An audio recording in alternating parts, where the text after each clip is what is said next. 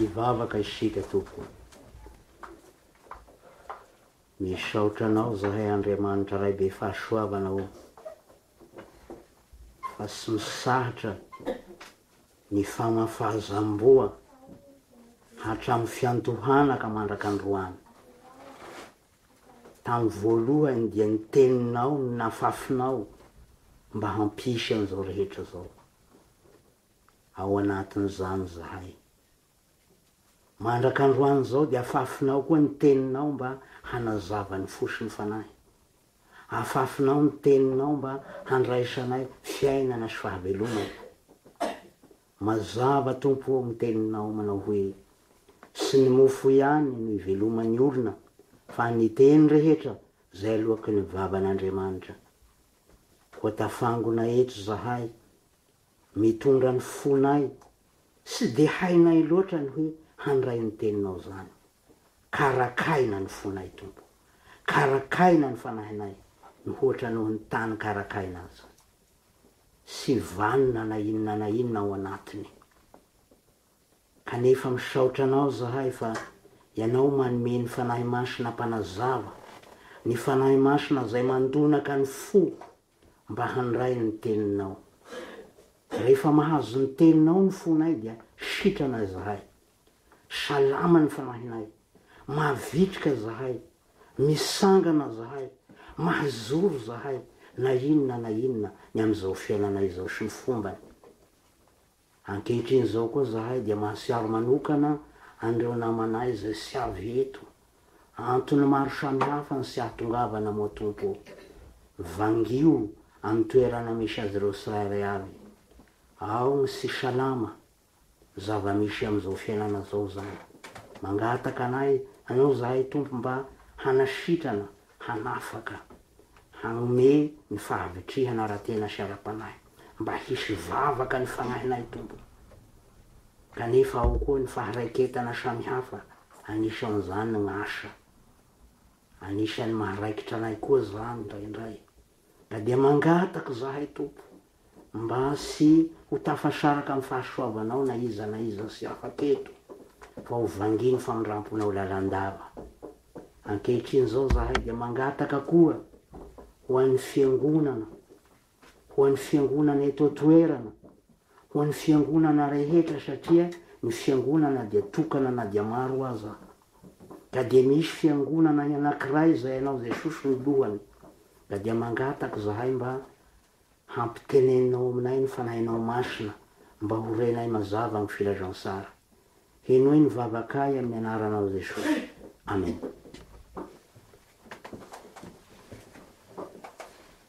Ny tenin'Andriamanitra zay anjara sika am'izao tompoko dia raha sika mahita zany ka iarahana mandre akoatrin'ireo teny zay fandrenesy sika tamin'ny vaky teny masina. Zany dia arak'izay voasoratra ao amin'ny filazantsarany Jesosy Kristy araka ny Matthieu. Matthieu toko fahadimy. Matthieu toko fahadimy andiny fahafito amby folo ka hatramin'ny andiny fahasivy amby folo. Matthieu toko fahadimy andiny fahafito amby folo ka hatramin'ny andiny fahasivy amby folo. Rehefa iaraha mahita izany dia mivaky toy izao amin'ny anaran'i Jesosy. Aza ataonareo fa tonga aho andrava ny lalàna na ny mpaminany. Sy tonga aho andrava fa hanatanteraka. Fa lazaiko aminareo marina tokoa, mandra-pahafoan'ny lanitra sy ny tany, dia sy hisy ho foana akory amin'ny lalàna, na dia litera iray, na teny soratra iray aza, mandra-pahatanteraka izy rehetra. Fa ary am'izany, na zovy no mamahany anankiray am'ireo didy madinika indrindrareo ka mampianatra ny olona toy izany, dia atao hoe kely indrindra amin'ny fanjakan'ny lanitra izy. Fa na zovy no mankatoa sy mampianatra ireo, dia izy no atao hoe lehibe amin'ny fanjakan'ny lanitra. Ry ray masinao, manamasinanay amin'ny fahamarinana, fa ny teninao no fahamarinana. Amen. ry fiangonana malala ho aminareo ny fahasoavana sy ny fiadanana avy amin'Andriamanitra raisika sy Jesosy Kristy tompo. Tamin'ny heriny anio isika dia nanre ny vetiny teny zay nambara tamintsika teto, ny amin'ny fahefan'ny tenin'Andriamanitra sy ny heriny. Nambara tamin'izay fa manana fahefana tokoa ny tenin'Andriamanitra, manan-kery tokoa ny tenin'Andriamanitra, mahatanteraka arabaky teny zay ambarany. Kanefa sy firy ny tena mankatoa azy, sy firy ny tena manoa azy, fa ny voalohany indrindra amin'izany dia Andriamanitra zay miteny azy. Andriamanitra zay manambara azy no tena manoa ny teniny voalohany. Vao zay isika olomeno, vao zay isika fiangonana zany. Eto amin'izao teny anjarasika an'io zao dia mbola tohizana ny herin'ny tenin'Andriamanitra. Sy ny herin'ny tenin'Andriamanitra moa ny tohizasika fa ny fandrenesana izany herin'ny tenin'Andriamanitra sy fahefany zany. Izany indrindra no mbola resaka eto zao, na dia sy tena mitovy aza ny siripeo ilazana ny zavatra eto amin'ity teny zay anjarasika androany ity. Ny tenin'Andriamanitra dia azo harina amin'ny voan-javatra anankiray antsoina hoe voasinapy.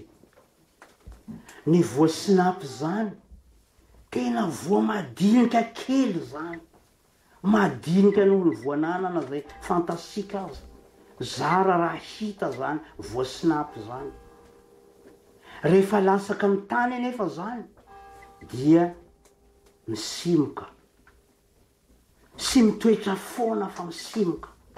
Ary rehefa misimoka dia maniry, misy raviny, misy tahony, misy fotony kely, dia sy misahatra ny fitomboany, mitovy amin'ny anana izy amin'ny voalohany.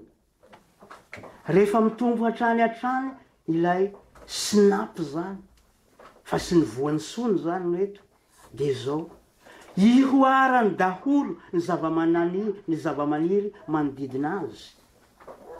Ihoarany daholo ny zavamaniry manodidina azy. Tonga avo izy noho ny zavamaniry rehetra manodidina azy. Rehefa elany ela dia tonga hazo ngezabe. Ngezabe zay fialofan'ny voromanidina, hoy ny ilazany Jesosy azy. Azonao jerena zany tompoko ao amin'ny filazan-tsaramasina araka ny Matio 7:10. Any an-trano anao no mijery azy tompoko.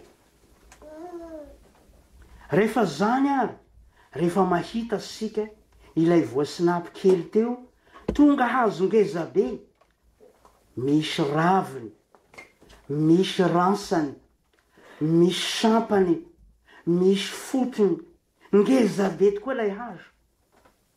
Dia mandinika sika hoe avy aiza reo, avy aiza ny ravina, avy aiza ny fotony ngezabe, avy aiza ny hazo ngezabe, zay lasa hoe sinapy. Valy ny tompoko dia sotra. Ilay voa madinika teo miafina ao anatiny ny zavatra rehetra, miafina ao anatiny io voa kely madinika io ilay hazo ngezabe zay fialofan'ny voromanidina. Miafina ao daholo na ny ravina, na ny fakany, na ny hazo ngezabe, ny fotony, ny sampany, ny ransany rehetra. Ary raha atao hoe misy voa zany dia ao koa ny voany. Miafina ao zany nefa sy hita amin'ny voalohany. Amin'ny voalohany dia sy hita, kanefa rehefa lasaka amin'ny tany zany dia miandalana dia miseho ho azy ny zavatra rehetra. Sy miseho ho azy amin'izao fa misy hery napetrak'Andriamanitra ao, hery ara-boajanahary. Ao ihany koa lalàna na fisipoka napetrak'Andriamanitra ao, lalàna ara-boajanahary zany, lalàny fitomboana. Zany lalàny fitomboana zany no manentana azy ka mahatonga azy hitombo be tahaka an'izany. maika moa fa ny tenin'Andriamanitra. Teny indray manonina, teny indray mbava no ny tononon'Andriamanitra. Raha mandinika ny tantaram-pamoronan'Andriamanitra n'izao rehetra zao sika ao amin'ny Genesisy toko voalohany. Andriamanitra ny teny hoe misia, nasoiny hoe misia mazava, misia zava-mananaina, misia hazo, misia ahitra, misia biby dia, biby fiompy. Teny tokana hoe misia no nentin'Andriamanitra nampisy azy. Teny ray manonina anie zany tompoko. Teny kely zany, sy hita akory aza zany. Kanefa zay nasoin'Andriamanitra hisy dia nisy tokoa. Sy nangatakandro, nisy zay nasoin'Andriamanitra ho amin'ny fisiana, nisy zao rehetra zao.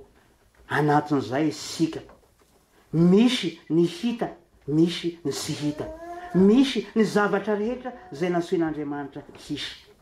Dia mametra-panontaniana isika hoe avy ay zary, taiza no nisehoany tony zavatra rehetra tony? Miafina ao amin'ny tenin'Andriamanitra ny zavatra rehetra. Ny tenin'Andriamanitra no nitondra vohoka ny zavatra rehetra. Ny tenin'Andriamanitra no nitahiry azy tao amin'ny kibony. Ka dia ny tenin'Andriamanitra no naneho azy tamin'ny alalan'ny teny sotra, teny fohy, teny zay sisy nandreany zany. Ny fandrenesan'ny olombelona sisy nandreany zany. Fandriamanitra tena no niteny an'izany ka nataony hoe misia toy izao na misia toy izao. Izany no loharan'ny zavatra rehetra to. Kanefa sy zany ihany, sy vitan'izany gn'asan'ny teny. Ny tenin'Andriamanitra no mitondra ny fiainantsika andavanandro. Zao sika mihesika zao sika tonga ty am-piangonana zao, na isika afaka manao asa andavanandro, na mikarakara zavatra ao an-trano, na inona zany dia zao. Ny tenin'Andriamanitra ny manohana ny zavatra rehetra. Ny tenin'Andriamanitra ny mampisy azy. Zavatra mampalahelo anefa dia lazaina ihany ao anatin'izany. Misy koa ny sy finoana. Misy ny sy fanoavana ny tenin'Andriamanitra. Resika tamin'ny heriny an'io zany. Matoa misy ny fampirisiana hoe manoava ny tenin'Andriamanitra. Dia Andriamanitra tenany no manoha ny tenin'Andriamanitra, fa ny olona dia sy manoha ny tenin'Andriamanitra. Manotra ny sitrapon'Andriamanitra, manotra ny tenin'Andriamanitra. Zay ny fahotana ny fotony, fanoherana ny tenin'Andriamanitra sy ny sitrapony. Noho zany fanoherana ny tenin'Andriamanitra zany dia misy aizina. Aizina zay sy hita maso hoe aizina, kanefa hita ny vokatry zany aizina zany. Sy fitiavana zany, von'olona zany, fialonana zany, famonoana zany, korotana isan-karazany zany, halatra zany, ho tambotany saina ve zany tompoko. Izany rehetra izany dia aizina daholo. Ka dia marina ny filazan'ny mpaminany Isaia. Ao amin'ny Isaia toko 100 no andrenesana an'izany. Manao hoe, indro ny aizina manarina ny tany, ary ny aizim-pito manarina ny firenena. Misy aizina manarina ny tany tompoko. Aizinota zany, aizin'ny sy fitiavana zany, aizin'ny fanoherana ny sitrapon'Andriamanitra zany. Zany ene no aizina. Aiza ny tenin'Andriamanitra ao anatin'izany. Inona ny lazain'ny tompo? Jesosy tenany milaza eto fa ny lanitra sy ny tany ho levina. Mandevina loatra ny ota. Ny ota dia sy manana fikendrena afa-sy ny handevina sika izy. Sy manana fikendrena afa-sy ny hampiahaka izy. Sy manana fikendrena afa-sy ny handrava izy. Zay ny ota.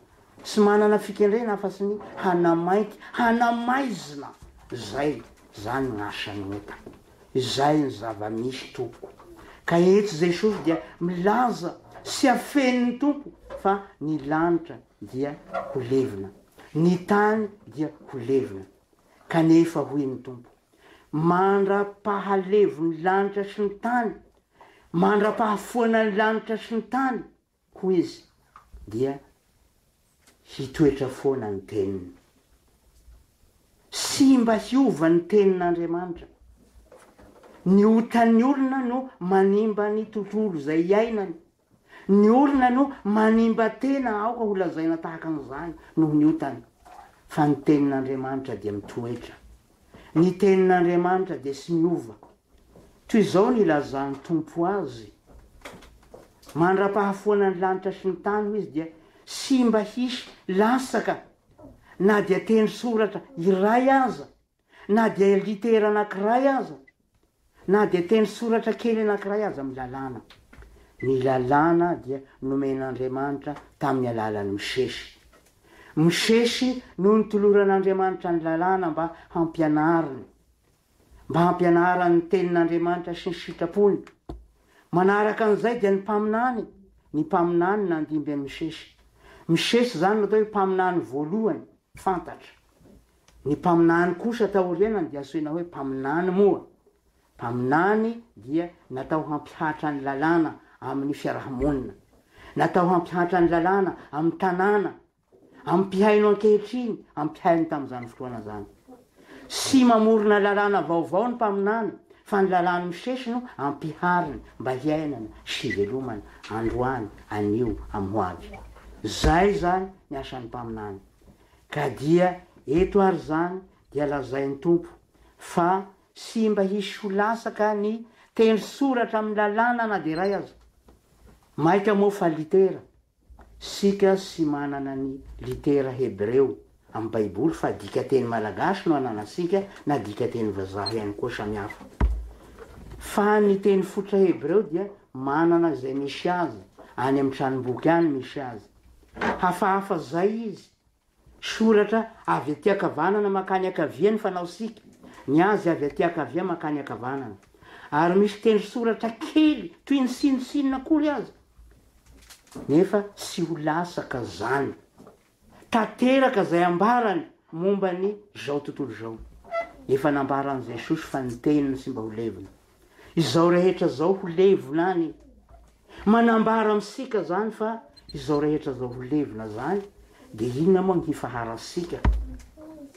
Inona ny hifaharasika? Hifahatra amin'izay mampisy azy ka sy ho levona ve, samy hafahatra amin'ity zavatra mety levona sikimba ity? Sisika no hilasaka ny ray tena hanimba azy, satria fa simba ny fahotana ihany zao rehetra zao, fa saingy manam-potoana izany. Isaoran'Andriamanitra fa nanome ny zanany izy, Jesosy Kristy. Hatramin'ny ela dia ny rahan'Andriamanitra Mosesy sy ny mpaminany ny fandimby. Amin'izao andro farany zao, hoy ny epistily ho an'ny Hebreo toko voalohany zany, azonao vakiana toko zany any an-trano. Dia zao ny Hebreo toko voalohany zany dia milaza fa amin'izao andro farany zao dia ampitenenin'Andriamanitra amintsika ny zanany. Izany zanany zany no antony nahariana an'izao tontolo zao rehetra zao. Izany zanany zany no voatendry ho mpandovany zavatra rehetra. Izany zanany zany no mihazona ny zavatra rehetra amin'ny herin'ny tenany. Jesosy zany tompoko. Jesosy no asain'Andriamanitra miteny amintsika, miteny amin'ny Israely, miteny amin'ny fiangonana, miteny amin'izao rehetra zao mandrakakehitriny. Miteny amiko Jesosy, miteny aminao Jesosy, miteny amintsika fiangonana Jesosy. Jesosy ilay miteny ve? Mitory teny tao tendrombohitra izy arak'izay re amin'ity teny anjarasika ity. Iza no itenenany? Olona marobe. Misy olona marobe itenenany, ny mpianany, kanefa sy ny mpianany ihany. Fa misy olona maro koa zay nitondra marary dia tonga ny sitranin Jesosy. Re zany ao Mateo toko 4. Misy olona marobe hoy izy, avy any Jerusalema ny sasany, avy any Jodia, avy any amin'ny tanàna folo, misy tanàna folo be zao, na tonga olona marobe tao. Eny avy any Galilia, avy any ampitany Jordana, tonga ny haino an Jesosy tao tendrombohitra. Ny visivisy tamin'ireo ny apangan Jesosy hoe ity lehilahy ity dia mandrava ny lalàna sy mitandrina ny lalàna. Ho azy ireo indrindra ny tenenan Jesosy manokana hoe sy tonga aho Jesosy handrava fa hanatanteraka aho. Ianareo miteny hoe tonga aho mandrava, sy mandrava aho i jesosy fa manatanteraka ny lalàna aho ahoana moa midika am'izany manohy any misesy ve jesosy sy tena izay marina fa manohy ny asany misesy ihany izy manohy ny asany mpaminany ihany izy kanefa mihoatra lavitra noho misesy jesosy mihoatra lavitra noho ny mpaminany izy ny zanak'Andriamanitra tompoko zanak'Andriamanitra jesosy sy misesy izy sy misesy vaovao izy sy mpaminany izy tany kaisare Filipo dia niteny jesosy na notany mpianany heverin'ny olona ho iza moa ny tenako i jesosy dia hoy ny olona hoe ianao anie jesosy dia ataon'ny olona hoe mpaminany ataon'ny olona hoe Elia anao ataon'ny olona hoe mpaminany anankiray ianao dia nitodika tamin'ny mpianany jesosy manao hoe fa ianareo ary zany manao hoe iza heverinareo hoe iza ny tenako ny anankiray amin'ny mpianany zay tena haingam-piteny kinga izy dia Petera apôstôly zany nanao hoe ianao ny Kristy zanak'Andriamanitra velona jesosy dia Kristy zanak'Andriamanitra izy tompoko mihoatra lavitra no misesy izy mihoatra lavitra no ny mpaminany izy misesy dia ny rahan'Andriamanitra hanambarany teniny sy ny teny misesy no ambarany misesy fa ny tenin'Andriamanitra ny mpaminany koa dia i rahan'Andriamanitra hanambarany teniny ny mpaminany dia sy tonga hanambarany teniny tenany fa tonga hanambarany tenin'Andriamanitra fa jesosy ny teniny tenany no ambarany Andriamanitra izy zanak'Andriamanitra izy ny teniny tenany ihany no ambarany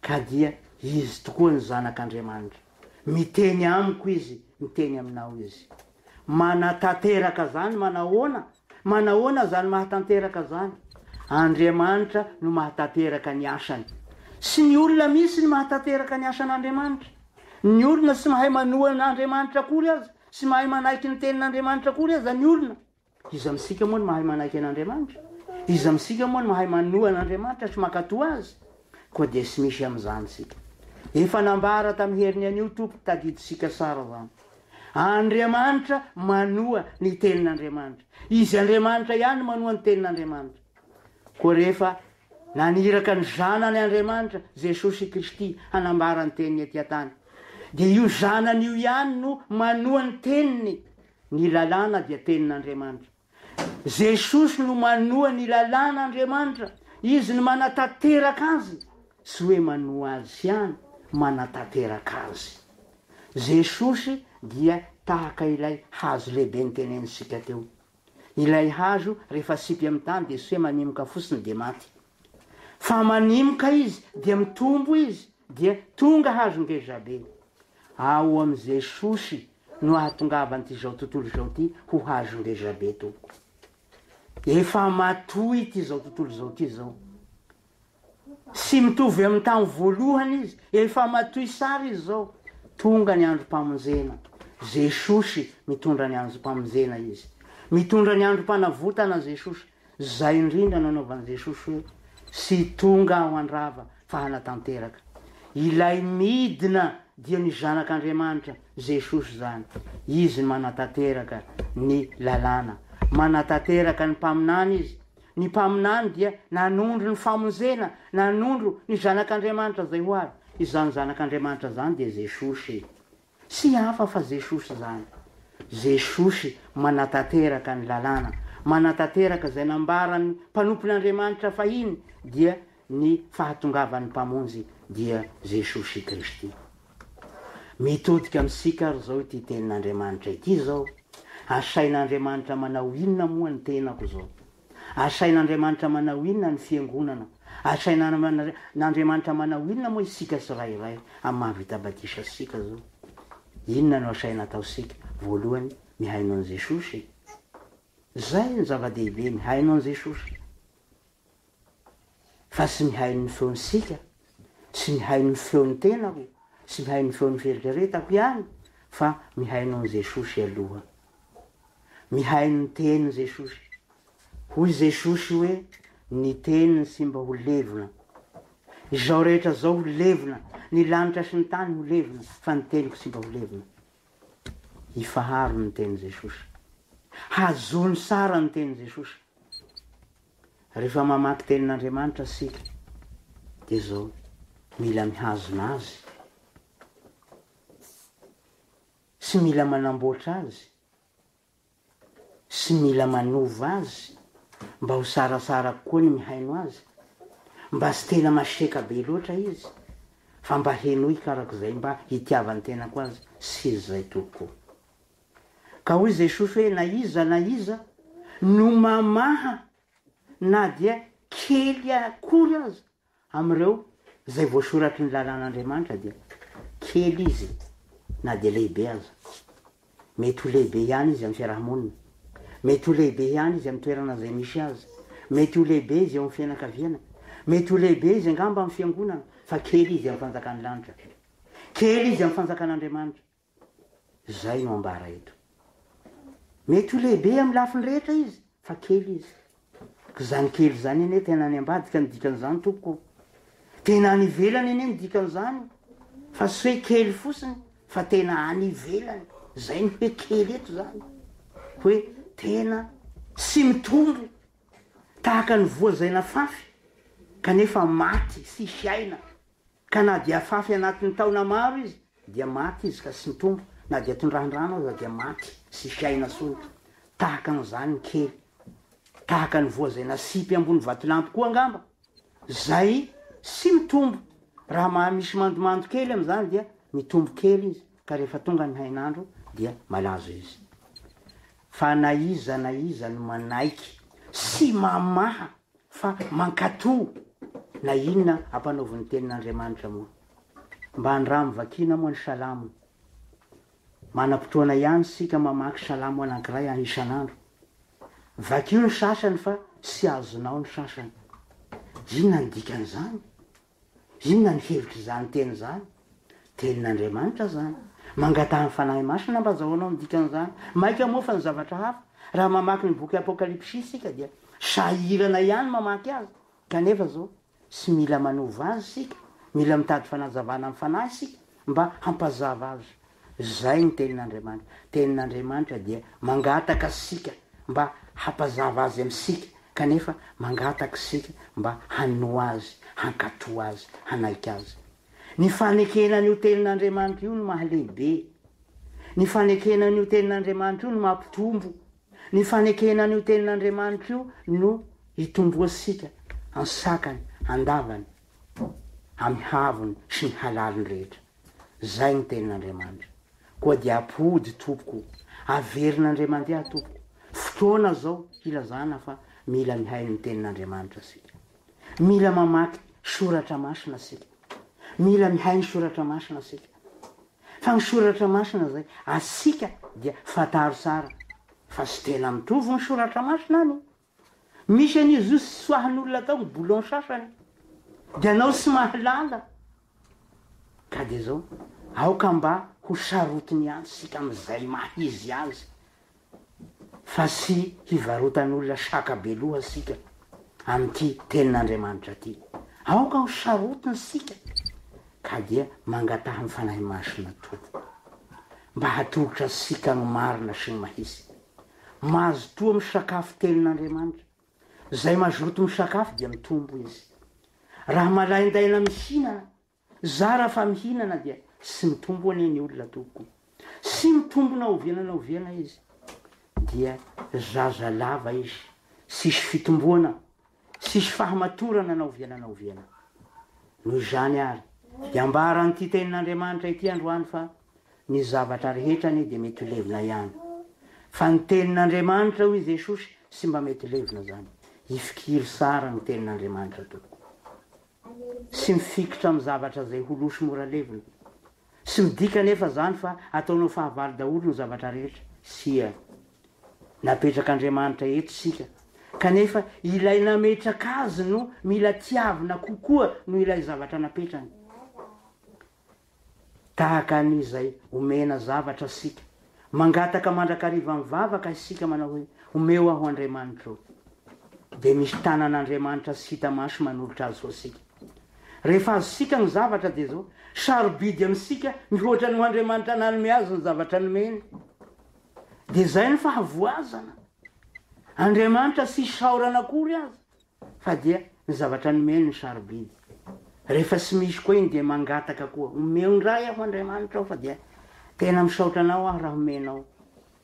Rehefa tonga indray ny fanomezana dia fahaly mahazo, kanefa rehefa avy eo dia sarobidiny ho Andriamanitra nanome azy ny zavatra nomeny, ka dia mamery sy ny zavatra ny rasy fa sika sy ny fosika mandray azy. Zay ny iandanian'ny faharasiana, ka dia voninahitra ny eo an'Andriamanitra ray sanaka ary fanahy masina.